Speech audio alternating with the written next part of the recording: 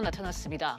지난해 가격이 급등한 일부 인기 지역의 경우 최대 40% 공시가가 상승해 이에 따른 보유세 부담도 크게 늘어날 전망입니다. 올해 주주총회 시즌이 본격화된 가운데 오늘 하루에만 100개 상장사의 주주총회가 열렸습니다. LG전자는 오늘 열린 주총에서 권영수 부회장을 이사로 선임했습니다. 잠시 뒤 주총이 열렸던 현장 연결해봅니다. 기아차 노조가 통상임금 합의안을 가결했습니다. 9년을 끌어온 통상임금 분쟁에 종지부를 찍었습니다. 검찰이 삼성바이오로직스 분식회계 의혹과 관련해 한국거래소를 압수수색했습니다. 한국거래소는 2016년 상장 요건을 와다해 삼성바이오의 상장을 도왔다는 혐의를 받고 있습니다. 이상 이 시각 주요 뉴스입니다. 국토교통부가 공동주택 1,339만 가구의 올해 공시 예정 가격을 공개했습니다. 지난해 집값이 많이 올랐던 서울의 아파트 공시지가가 크게 올랐는데요. 취재기자 연결해서 자세한 내용 알아보겠습니다. 김현우 기자. 네, 김현우입니다. 네, 공동주택 공시가 얼마나 올랐습니까? 전국 평균 상승률은 5.32%로 지난해보다 조금 올랐습니다. 반면 서울은 14% 올라서 2007년 이후 가장 많이 상승했습니다. 지역별로 보면 경기도 화천이 23%로 상승폭이 가장 컸고 이어 서울 용산과 동작구, 성남 분당, 광주 남구 순이었습니다. 공시가는 의결 청취 기간을 거친 후 다음 달 30일 최종 확정됩니다. 네, 특히 고가주택 공시가격이 많이 올라서 세금 부담이 크게 늘었다면서요? 그렇습니다. 종부세를 내야 하는 공시가격 9억 원 이상 공동주택이 지난해 14만 가구에서 올해는 22만 가구로 8만 가구가 늘었습니다. 집값이 비쌀수록 공시가격 상승률도 높았습니다. 시세가 12억 원 이상 15억 원 미만 아파트의 경우 평균적으로 18% 넘게 상승했습니다. 실제로 강남의 한 아파트는 보유세가 950만 원에서 1,400만 원으로 오르는 등 고가 아파트 중 보유세가 상한인 50%까지 늘어나는 곳이 있습니다. 네, 다주택자의 세부담은 더 커진다면서요? 네, 2주택자는 보유세 상한이 200%, 3주택자는 300%인데요. 예를 들어 강남 아파트 두 채 공시가가 15억 원에서 25% 정도 오른다면 보유세는 2,300여만 원에서 4,400여만 원으로 2배 가까이 늘어납니다. 세 채를 가지고 있었다면 보유세는 3,900여만 원에서 9,100여만 원으로 5천만 원 넘게 증가합니다. 네, 이렇게 세부담이 늘어나면 부동산 시장엔 어떤 영향을 미칠까요? 전문가들은 부동산 가격이 큰 폭으로 떨어지지는 않을 것으로 전망했습니다. 그동안 아파트 가격이 급등한 것과 비교하면 세금 인상폭은 크지 않다는 이유입니다. 또 세부담을 피하기 위해 증여를 선택하는 다주택자도 많을 것으로 예상됩니다. 다만 세금을 납부해야 되는 6월 전에 대출을 많이 받은 갭 투자자들은 매물을 내놓을 가능성은 있습니다. 지금까지 보도국에서 전해드렸습니다. 아파트 공시가격 상승에 따라 전반적으로 보유세 부담도 커질 전망입니다. 두성규 한국건설산업연구원 연구위원 모시고 얘기 자세히 나눠보도록 하겠습니다. 연구위원님 어서 오세요. 네, 안녕하세요. 네, 먼저 여쭤봐야 될 게 네. 박사님께서 보시기에는 이번에 상승률이 예상보다 낮습니까? 높습니까? 예상보다는 높다고 분명히 이야기할 수 있습니다. 네. 이번에 한 14%, 서울 같은 경우는 14%, 전국적으로 본다면은 사실은 예년과 비슷한 한 5.32%라고 이야기를 하는데요. 서울 등 집중된 아파트, 고가의 아파트들에 집중되고 또 일반적으로 아파트가 많이 있는 서울 같은 경우에 사실 상승폭은 역대 12년 만에 가장 높은 상승폭을 보여주고 있기 때문에 네. 적지 않은 부분들이고요.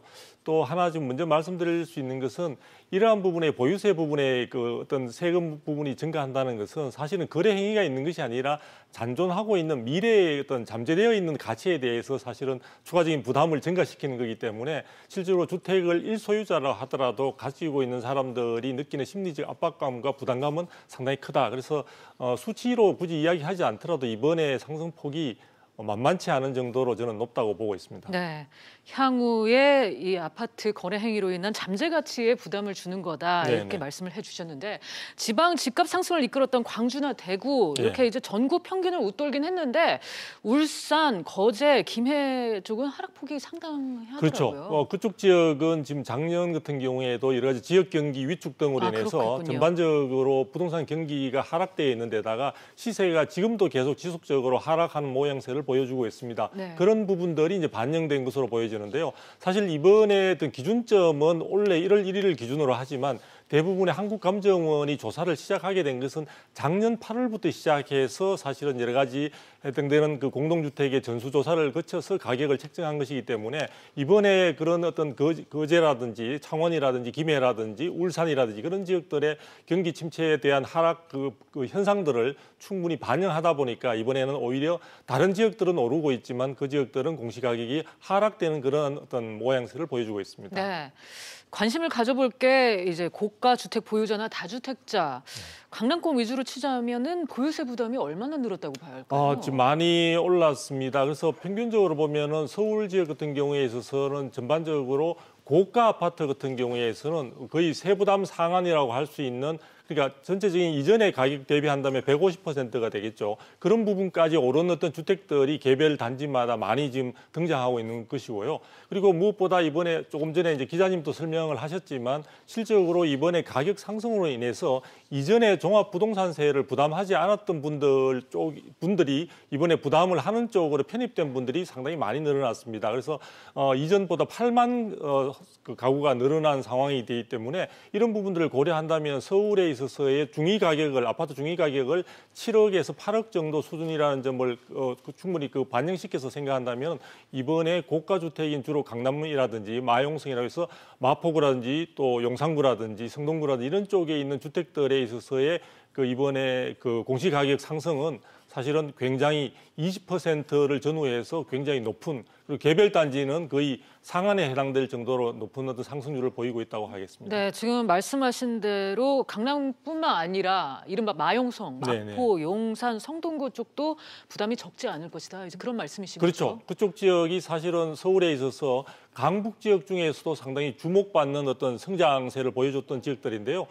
지금 마포구와 용산구와 성동구, 그다음에 동작구와 영등포구 정도가 지금 서울에 있어서 일반적인 서울의 상승률이 14%보다도 훨씬 높은 한 18% 내외의 어떤 상승률을 보여주고 있습니다. 그러다 보니까 전반적으로 그 지역에 거주하시거나 주택을 가지고 있는 분들은 예상보다 이번에 이 공시가격 상승에 따른 최종적인 어떤 결과 부분은 여러 가지 건강보험이나 이런 것들은 지금 하반기에 주로 이제 반영이 될 것인데 구체적으로 반영되게 되면은 그 체감되는 부분은 예상보다 클 수 있을 것으로 전망이 되고 있습니다. 네, 여기서 하나 궁금한 게 이 정부가 말하는 건 결국 공시가격 현실화 아니겠습니까? 네네. 즉 이제 공시가격 형평성을 계속해서 개선해 나간다 이런 얘기인데 근데 요즘은 이제 집값이 내리막을 그렇죠. 타고 있잖아요. 네네.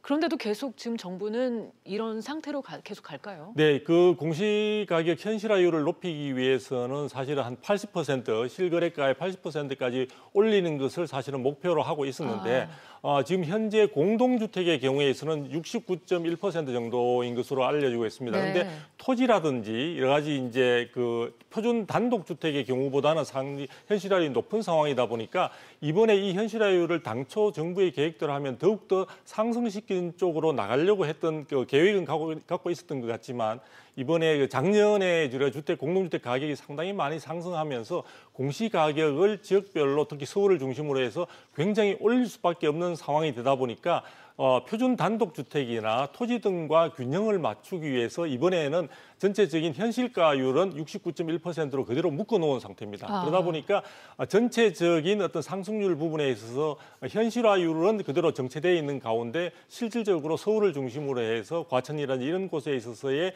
주택가격, 고급 공동주택 가격의 공시가격만 일부 지역에 있어서 집중적으로 오르는 그런 양상을 보여주고 있습니다. 네. 지금 다주택자는 어떤 선택을 해야 할까요? 지금 뭐 보유세, 양도세 하는 거 말고 다른 출구가 없지 않습니까? 다주택자의 선택은 지금 굉장히 어려울 것으로 예상이 되고 있고요. 지금 이제 그런 부분들이 11월 달에 건강보험료에 반영이 되고 12월 달에 6월 1일 기준으로 해서 12월 달에 종합부동산세 고지서가 나오게 되면은 다주택자들의 충격은 상당히 클 것으로 보여집니다.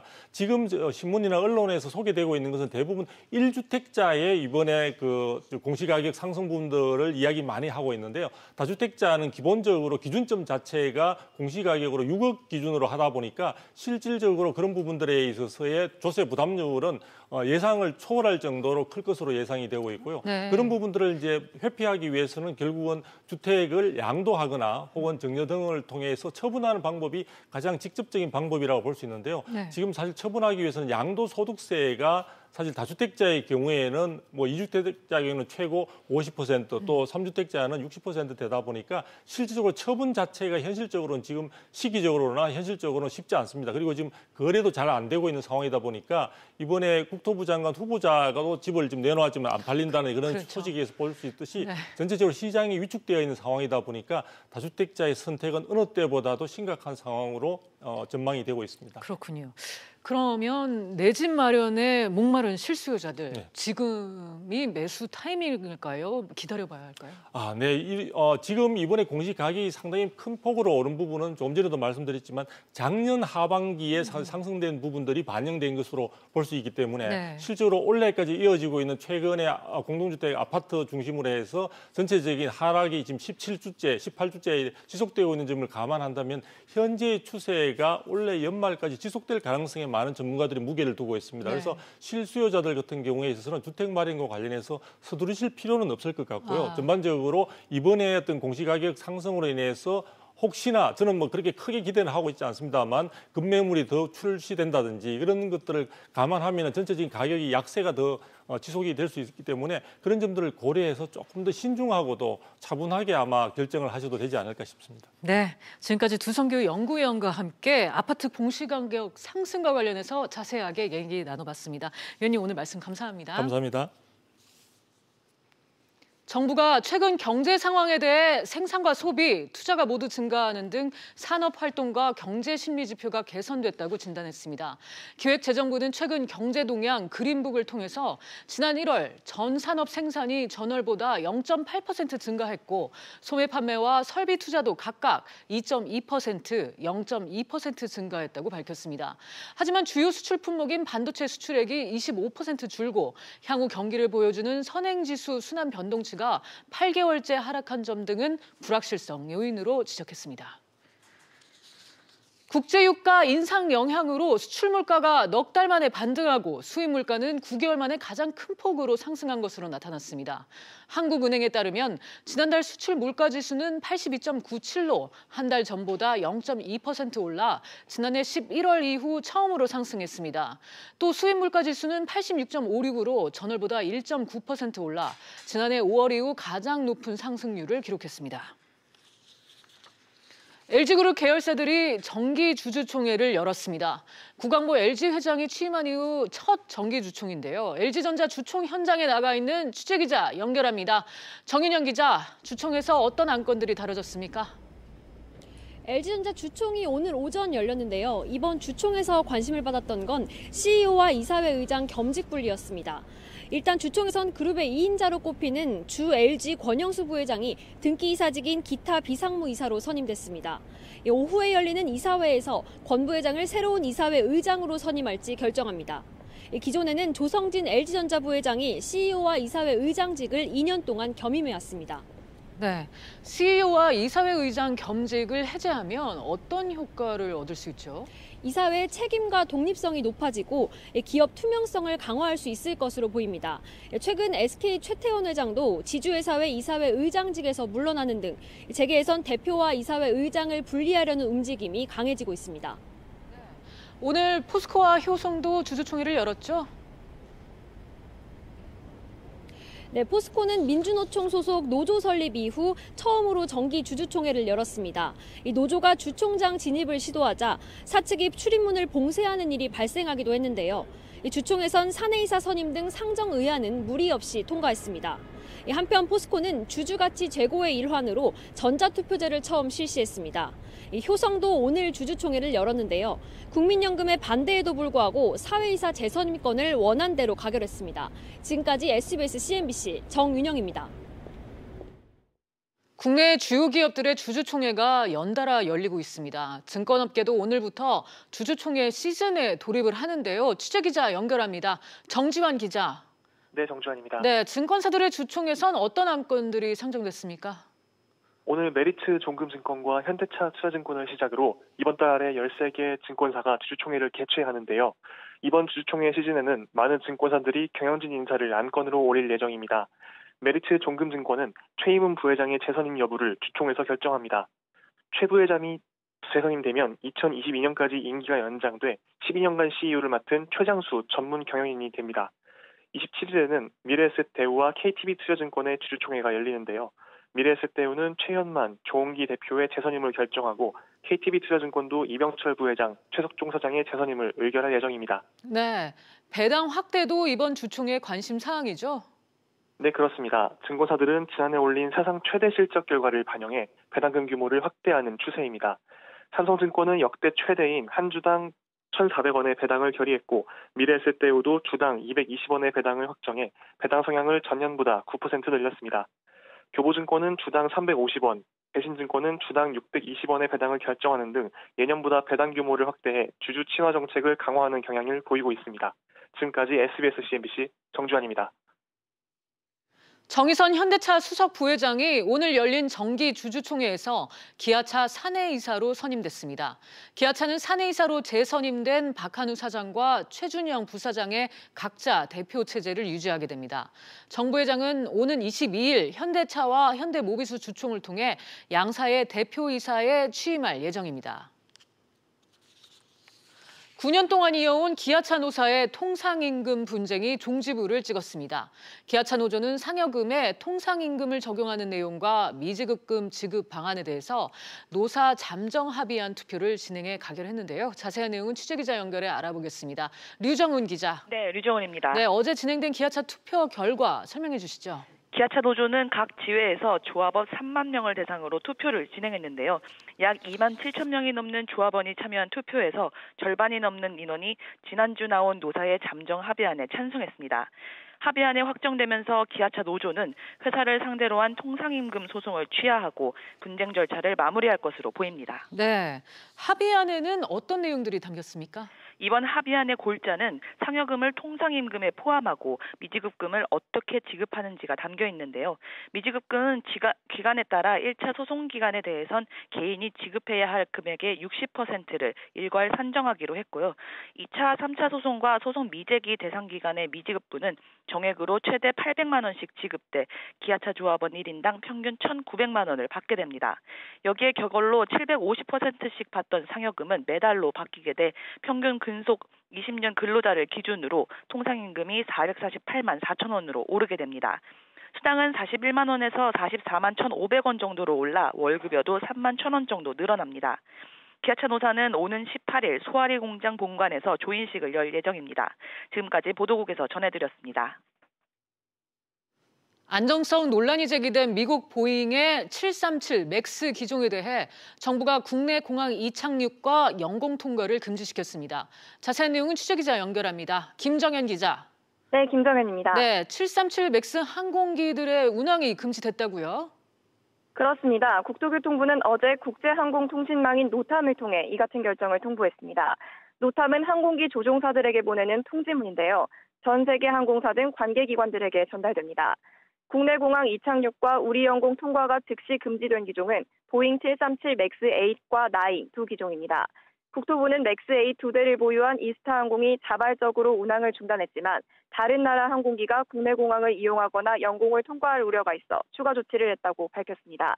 현재는 문제가 된 기종을 한국 노선에 투입하거나 영공을 지나는 외국 항공사가 없는 것으로 확인됐는데 위험 요인을 미리 제거하는 차원에서 내린 조치라고 설명했습니다. 네, 김 기자, 이번 조치 언제까지 진행이 되는 거고 또 다른 나라 상황은 어떻습니까?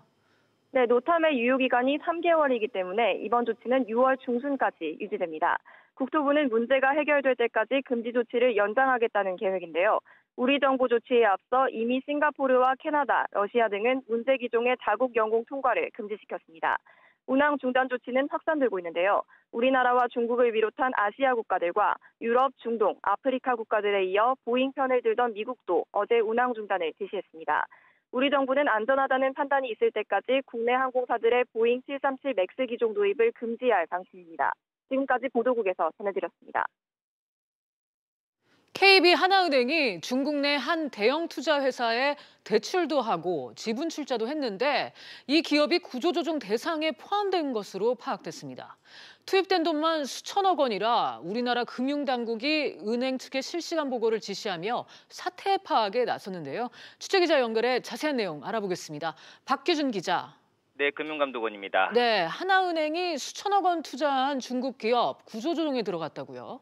네, 맞습니다. 최근 중국 정부는 하나은행에 수천억 원을 투자한 중국 민간 투자 회사 중국 민성투자그룹에 대해 구조 조정에 착수했습니다. 하나은행이 중국 민성투자그룹과의 합작 리스사와 재범 자회사의 지분 출자 방식으로 투자한 돈만 약 3,600억 원에 이르는데요. 합작 리스사에는 지분 출자와는 별도로 하나은행 중국법인이 나서서 직접 대출까지 해줬습니다. 이런 이유로 하나은행 중국법인은 중국 수출입은행을 주관사로 한 중국 민성투자그룹 채권단에 포함이 된 것으로 파악됐습니다. 네, 그럼 3,600억 원 넘게 투자를 한 건데 손실 볼 가능성은 어느 정도나 됩니까? 지금 현재로서는 채권단이 구조조정안을 논의하고 있고 확정된 안은 이달 말 정도에 나오기 때문에요. 현재로서는 손실 정도를 단정지어서 말씀드릴 수는 없습니다. 다만 현재 채권단에선 중국 민성투자그룹의 만기 도래 채권을 2년 늦추는 방안이라든지 또 대출이자를 일정 부분 깎아주는 방안 등을 포함한 이 대책들이 현재 논의되고 있는 것으로 알려졌는데요. 최악의 경우 채무 조정이 되면 이 대출 원금이 떼인다랄지 아니면 대출액의 출자 전환될 우려도 현재로서는 배제할 수 없는 상황입니다. 금감원이 현재 실시간 진행 상황과 위기 시의 대응 방안 등을 보고해라 이렇게 하나은행 측에 지시 내린 상황입니다. 지금까지 금감원에서 SBS CNBC 박규준입니다. 검찰이 삼성바이오로직스 상장 특혜 의혹과 관련해서 한국거래소를 압수수색 중입니다. 취재기자 연결해 자세한 내용 들어봅니다. 정민아 기자. 네, 정인아입니다. 네, 삼성바이오로직스 관련해서 검찰의 조사가 전방위로 이뤄지는 것 같은데 한국거래소에 대한 압수수색은 언제부터 시작됐습니까? 네, 서울중앙지검 특수 2부는 어제 오후 5시쯤 서울시 영등포구 여의도동에 있는 한국거래소를 압수수색해 삼성바이오로직스 상장 관련 자료와 컴퓨터 하드디스크 등을 확보했습니다. 서울중앙지검은 어제에 이어 오늘도 거래소를 압수수색할 것으로 알려졌습니다. 네, 삼성바이오로직스 관련해서 삼성물산 등 관련 사무실 압수수색도 병행했다면서요? 네, 검찰은 어제 거래소 압수수색과 더불어 삼성물산과 삼성 SDS 데이터센터 등 관련 사무실 10군데를 압수수색했습니다. 한국거래소는 2015년 11월에 매출이나 이익이 미흡해도 향후 기대치가 큰 우량 기업이 상장할 수 있도록 유가증권 시장 상장 규정 및 시행세칙을 개정했는데요. 이후 2016년에 삼성바이오로직스가 영업이익을 내지 못한 상태에서 코스닥에 상장해 거래소가 삼성바이오로직스에게 상장 특혜를 준 게 아니냐는 의혹을 받았습니다.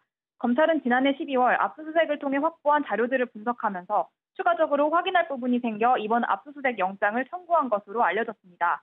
또 이러한 상장 특혜가 삼성바이오로직스의 분식회계에 영향을 끼쳤는지를 조사할 전망입니다. 지금까지 SBS CNBC 정인아입니다. 올해 하반기부터 실업급여 지급액이 1인당 평균 772만 원에서 898만 원으로 증가할 예정입니다.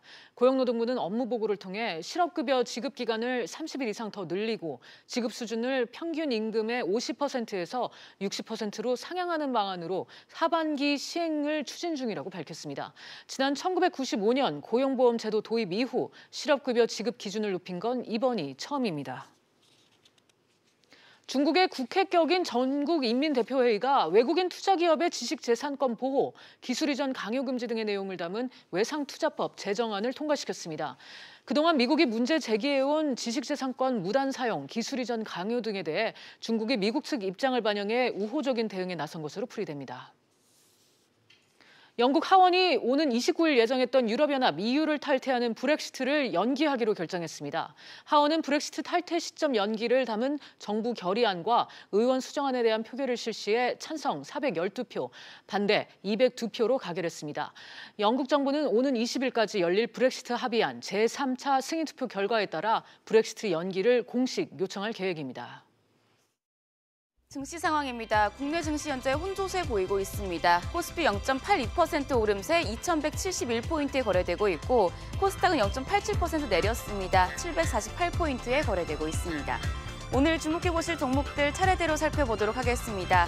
우선 삼성바이오로직스입니다. 지금 검찰이 분식회계 의혹과 관련해서 한국거래소를 압수수색했다는 소식이 올라왔는데요. 현재 3.09% 내린 34만 5천 원에 거래가 되고 있습니다. 기아차 역시 하락세입니다. 노조의 통상임금 합의 소식이 올라왔지만 현재 0.59% 내림세 보여주고 있고요. 현대차는 0.8%가량 올랐습니다. 국민연금까지 엘리엇의 제안 대신 현대차의 제안에 찬성 의사를 밝히면서 오름세 보여주고 있는 것으로 보입니다. 지금 LG전자 같은 경우엔 주주총회가 이뤄졌는데요. 이와 관련해서 현재 LG전자 네, 0.39% 내린 새 LG 같은 경우에는 3.4% 올라서 78,300원에 거래되고 있습니다. 지금까지 증시 상황이었습니다. 오늘 저희가 준비한 소식은 여기까지입니다. 시청해주신 여러분 고맙습니다.